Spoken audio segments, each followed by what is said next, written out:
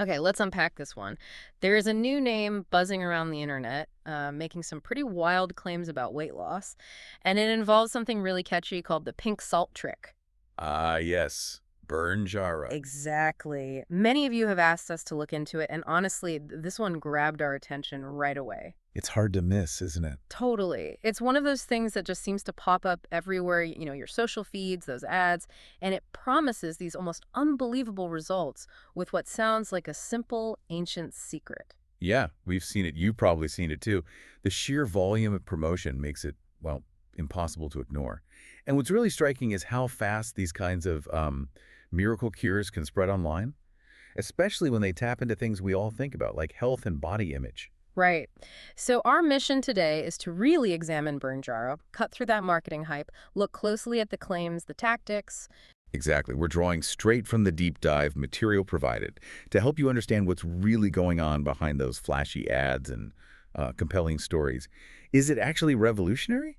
Or is it something, more concerning that's preying on hope, That's the big question. Let's find out. So our deep dive really starts with their initial claims, the promises they make right off the bat. which are often Yeah. quite something? Yeah. So BurnJaro comes out swinging, basically. They call it a revolutionary weight loss supplement. Hmm. And the big hook, the thing getting all the attention, is this ancient pink salt trick that melts fat overnight. Overnight. Sounds like magic. Pretty much. And they throw around these big, impressive sounding words like thermogenic blend. Which, I mean, that's a real concept in science Yeah. related to heat production and calorie burn. Right, but here, and metabolic reset, these terms sound super sophisticated, like there's deep science behind it. But often, in contexts like this, they're just buzzwords. Yeah. They suggest science without actually providing, real proof. And for anyone struggling with weight, those phrases can sound incredibly hopeful, like maybe the hard part just got easy. And that's the core issue, isn't it? It's not always the words themselves, but how they're used here. When you hear melts fat overnight or this ancient secret stuff without any solid, verifiable science, well, that should raise questions. Big questions. Because real sustainable weight loss, it's usually pretty complex. Diet, exercise, maybe medical guidance. Claims like these just bypass all that complexity. And the source material we looked at doesn't just call it overhyped, it uses the word predatory. Yeah, and that's a strong word, but it points to something important. It suggests a deliberate exploitation of people's hopes and insecurities. It's not just about selling a questionable product, it's selling false hope that can be really damaging financially and emotionally. Absolutely. And that deception isn't just in the words they use, it's also how they present it all. Oh, yeah, those ads. They seem to be everywhere, right? Social media, websites, and you can hardly avoid them. And they often feature these figures, like fake doctors claiming miraculous results. They speak with this air of authority, trying to build trust. And alongside them, you get those really emotional testimonials, people sharing their miraculous transformations, complete with those dramatic before and after pictures. It's not just advertising. It's like they're crafting these little stories Yeah. designed to hit you emotionally, make you think, hey, if it worked for them. So this raises a really critical question for anyone seeing this. If the visual proof itself is faked, what does that say about the product? Well, our sources use a pretty blunt term for it, catfishing. Catfishing. Yeah, like creating a fake online identity to trick someone. Here, they're creating fake identities, fake doctors, fake success stories to lure people in. And the truth behind those compelling visuals, often it's just stock images reused from other sketchy products. Seriously, the same pictures. Apparently so. Recycling images across different dubious products is a huge red flag. No originality. But it gets even more alarming. Some promotions use deepfake videos to fake medical endorsements.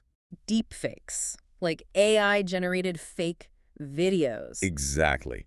Using advanced AI to create completely fictitious endorsements from what looked like credible doctors. That's a whole other level of deception. It makes Yeah. it incredibly hard to know what's real. It really does. It completely undermines trust. And it's not just what they show, but who they target. The source material says BurnJaro marketing specifically preys on people over 30.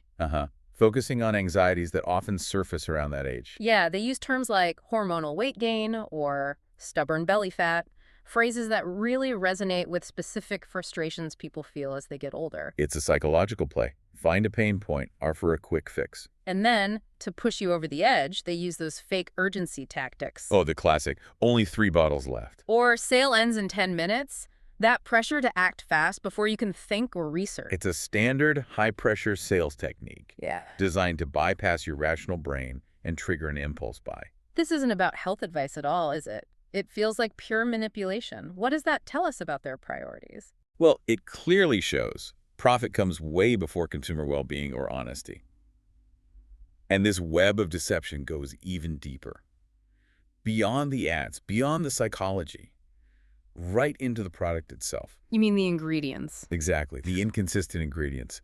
Our sources found some really troubling differences, like one site lists pink Himalayan salt and caffeine, another says kelp and B12.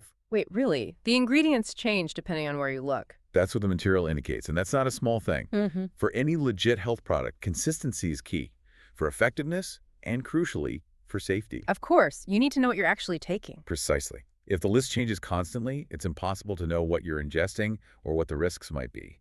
It shows a, frankly, shocking disregard for safety and basic product integrity, and it makes any claim of scientific backing totally impossible. That is a huge deal. If the formula isn't stable, how can anyone trust it? Legitimate supplements have consistent, clearly stated formulations. They don't swap ingredients like outfits. Exactly. The fact that BurnJaro's ingredients seem to shift depending on the ad or website, massive red flag. It suggests there's no reliable product, no consistent manufacturing, nothing solid. It's the complete opposite of a trustworthy health product. And then there's the name itself, BurnJaro. It kind of rolls off the tongue, doesn't it? It does. But for a lot of people, it probably sounds just a little too familiar.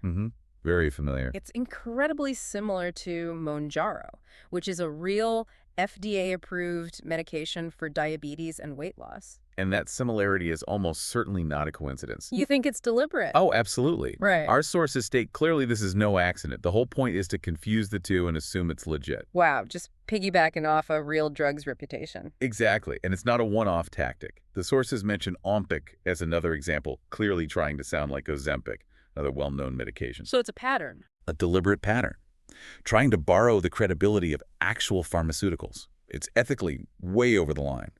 And the big danger is people might try this unproven thing instead of seeking real, evidence-based medical help they might actually need. That has serious health implications. Okay, so beyond the ads, the dubious claims, the shifting ingredients, the shady name, what about accountability? Like, if you buy this, can you even contact them, get our money back? Well, that's another area where things look pretty bad. When you look for signs of a legitimate business, Yeah. there's not much there. Like the Better Business Bureau? Our sources say no accreditation, meaning it hasn't met the BBB's basic standards for trustworthiness. That's a pretty big warning sign. I'm getting in touch. The contact info is described as sketchy, and if you want a refund, the advice is basically good luck. So hard to reach, probably impossible to get a refund. Sounds like they want to avoid responsibility. It certainly seems that way. A real company usually stands by its product, offers customer service, clear return policies. BurnJaro seems to offer none of that. So when you put all these pieces together, the wild claims, the fake visuals, the inconsistent ingredients, the tricky name, the lack of any real accountability. Yeah, they form a pretty clear and honestly disturbing picture.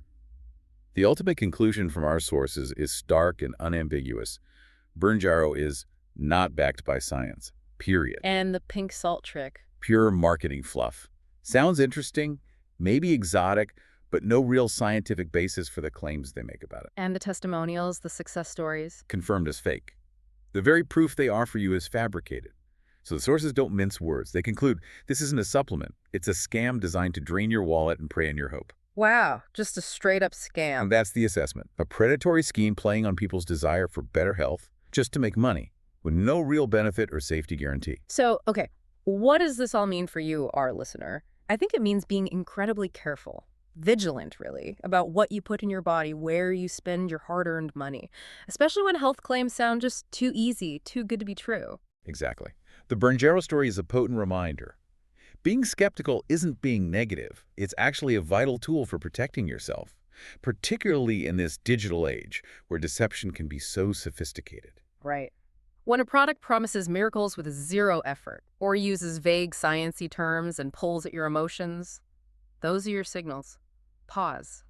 Investigate. It's about empowering yourself against this kind of calculated manipulation. So who should you trust with your health? Well, that brings up a crucial point. Always, always seek professional medical advice. Don't rely on unverified claims no matter how slick the marketing is. Our sources nail this. Talk to a real doctor, not an influencer reading a script or a deep fake in a lab coat. Yeah.